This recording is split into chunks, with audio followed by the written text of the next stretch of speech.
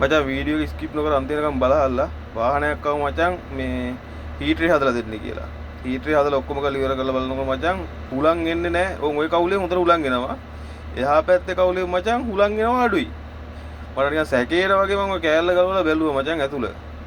හරිද බලනකොට ඔබ බලන් ඇතුළේ වතුර බෝතල්. වතුර බෝතල් 10ක් විතර ඇතුළට බොලා තියෙනවා. හරිද? මං හිතන ඉතින් මචං ඌ මේක ෆ්‍රිජ් එකක් කරලා තියෙන ඇතුළ. ඒ නිසා වෙන්නේ නැතුව ඇතුළට ඔබලා තියෙන්නේ. දැන් මේ බලහන්කෝ හුලං ඊද ගියහන්කෝ ඉතින්.